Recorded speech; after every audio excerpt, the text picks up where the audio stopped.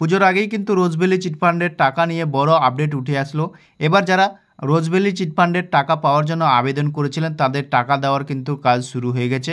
এই টাকা কারা কারা পেয়েছেন, কারা কারা পাননি, সমস্ত কিছুই আপনারা এক এক করে জানতে পারবেন এই প্রতিবেদনের মাধ্যমে। তো ভিডিওটা প্রথম থেকে শেষ পর্যন্ত দেখলে সমস্ত কিছুই আপনারা জানতে পারবেন।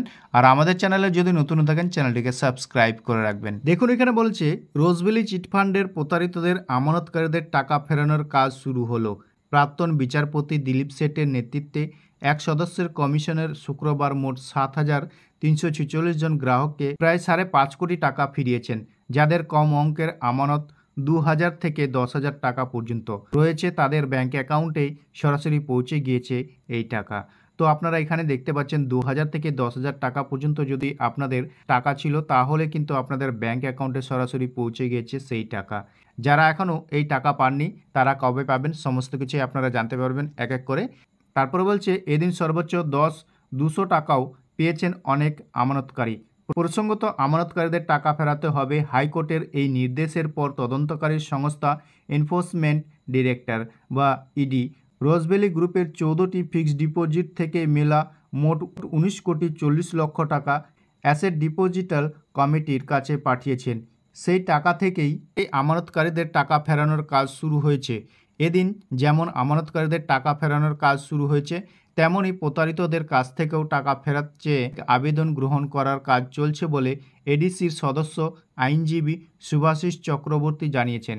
প্রসঙ্গত এ রাজ্যের গণ্ডি পেরিয়েও আসাম, ত্রিপুরা ও উড়িষ্যার মতো রাজ্যের ডানা ছাড়ানোর রোজভ্যালি চিটফান্ডের প্রতারিতদের আমানতকারীদের প্রায় সংখ্যা 6 লক্ষ।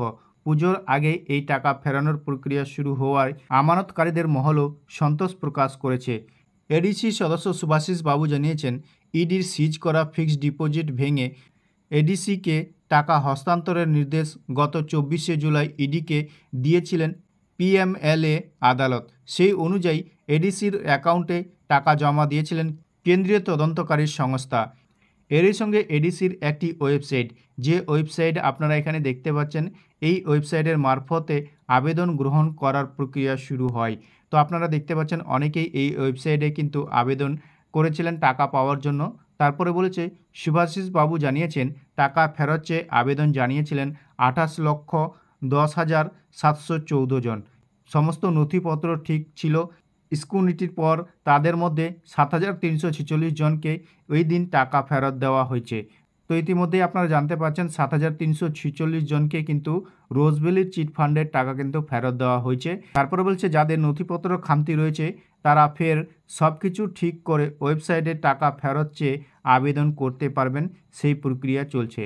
তো যদি এখনও আপনাদের টাকা না ঢুকে অ্যাকাউন্টে, তাহলে কিন্তু আপনাদের যদি কোনো কাগজপত্রের অভাব থাকে তাহলে সেইগুলো ঠিক করে আপনারা আবার সেই ওয়েবসাইটে আবেদন করতে পারেন।